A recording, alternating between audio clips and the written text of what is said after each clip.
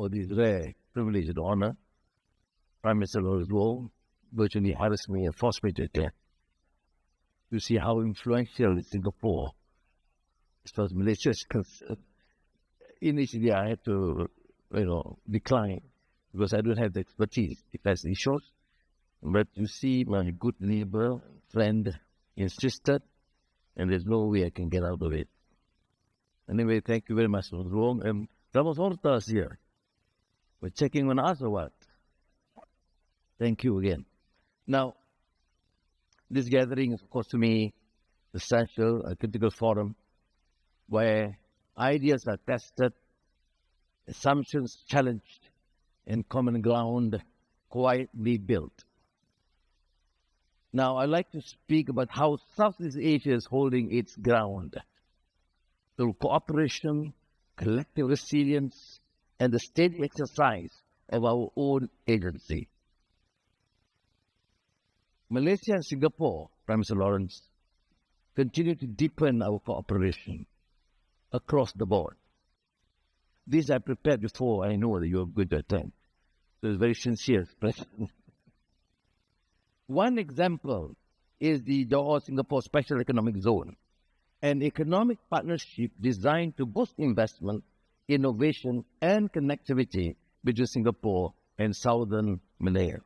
In a world increasingly shaped by fractures and fault lines, we aim to offer a different kind of border, one defined not by division, but by shared purpose. If this Johor-Singapore Special Zone is a glimpse of what cooperation can achieve at the bilateral level, then ASEAN is the wider canvas. The 46th ASEAN Summit in Kuala Lumpur held last week was substantive and productive.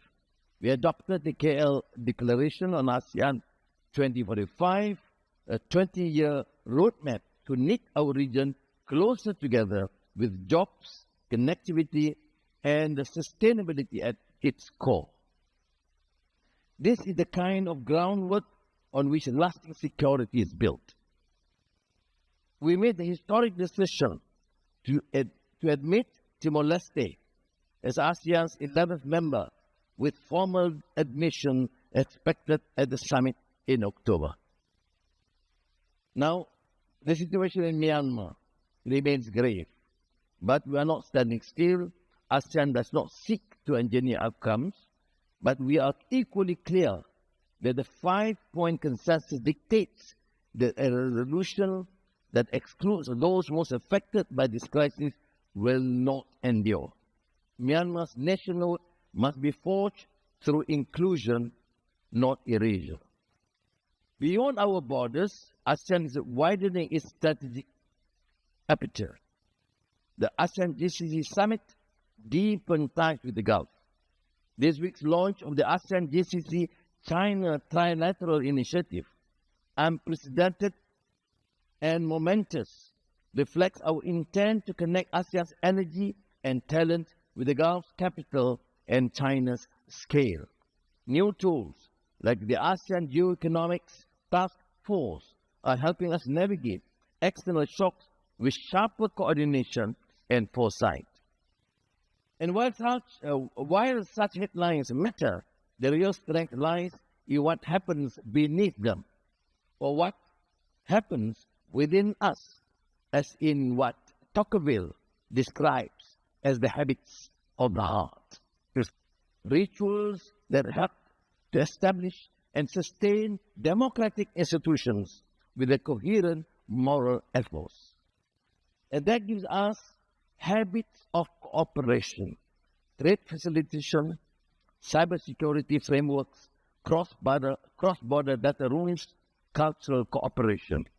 They may not be as dramatic, but they are no less vital, for they give Southeast Asia greater impetus to work together.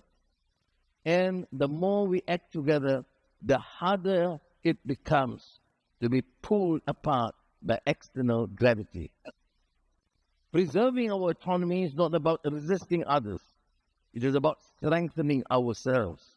This, in essence, is what ASEAN centrality is about. The same spirit shaped the ASEAN leaders' statement on global and economic and trade uncertainty. We warn of the dangers of unilateral actions, retaliatory tariffs, and the growing risk of global fragmentation. We affirm ASEAN's commitment to an open, predictable, and rule-based trading system, not because it is expedient, but because it is essential. Southeast Asia is not new to globalization. We are one of its original crossroads. From the trade routes of Malacca Sultanate, Majapahit empires, kingdoms across Southeast Asia, to the data centers of today, our region has long depended on openness to goods, capital, ideas, and people. This openness has anchored our prosperity, established our politics, and strengthened regional cohesion. What holds true for us holds true elsewhere. Where trade flourishes, stability follows. When it falters, the consequences ripple far beyond any one region. Economic openness is not just about creating prosperity and growth. It is a source of equilibrium, both between nations and within them, to deal with pressing issues that affect the people, such as poverty, social inequities, or even digital divide. Open markets create the kind of mutual exposure between nations that encourages caution, not confrontation. And when this system is disrupted, markets lose their bearings. Investor confidence wavers while financial flows seize up. What began as a commercial rupture becomes a systemic shock. History reminds us that these shifts are rarely gradual. This commitment reflects the realities we face every day as open, export-driven economies, deeply connected to global markets. For countries like ours, fragmented trade raises costs, lower resilience, and depressed investments. Currency volatility and investor flight do not respect borders, and disruptions in energy, food, or critical minerals cascade quickly through societies. We are therefore under no illusion about the security challenges ahead.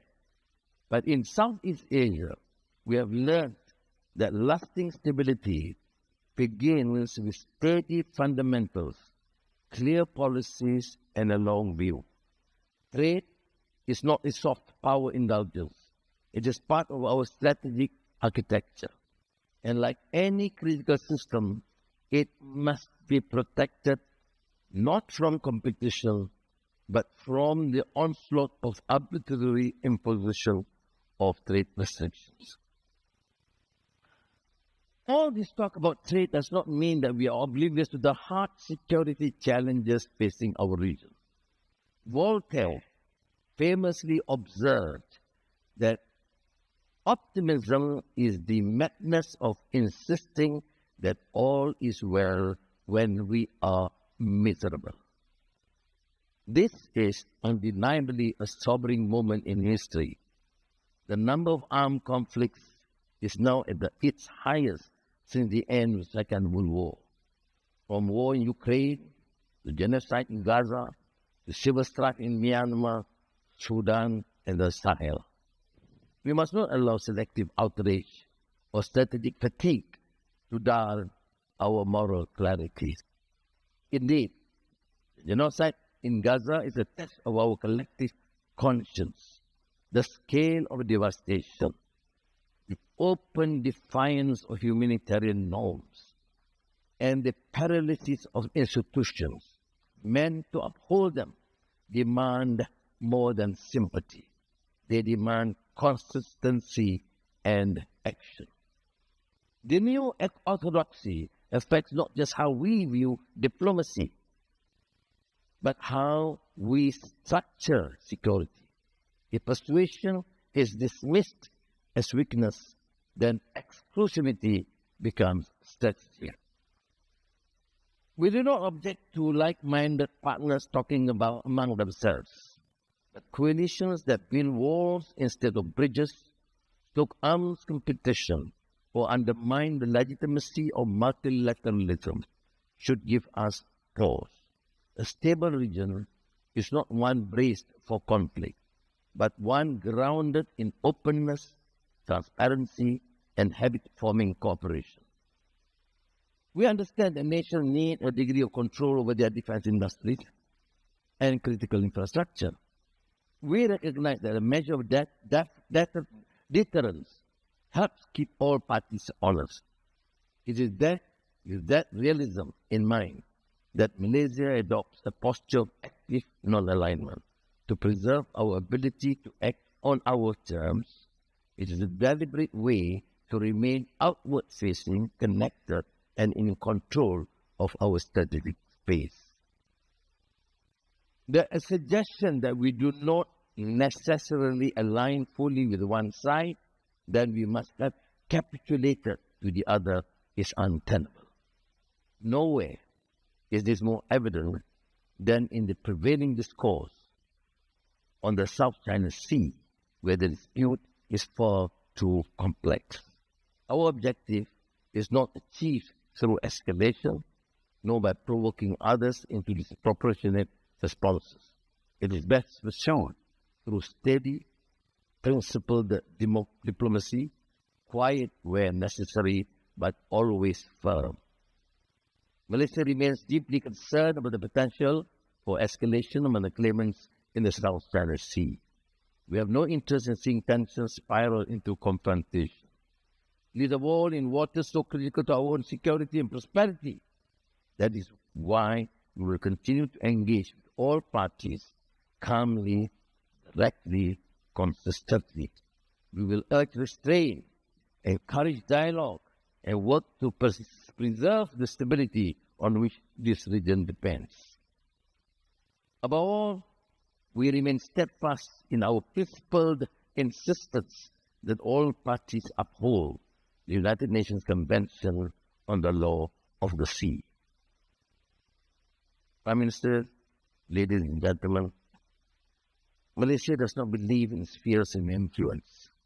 History has shown that when major powers attempt to divide the world into exclusive zones of control, smaller nations are often left voiceless.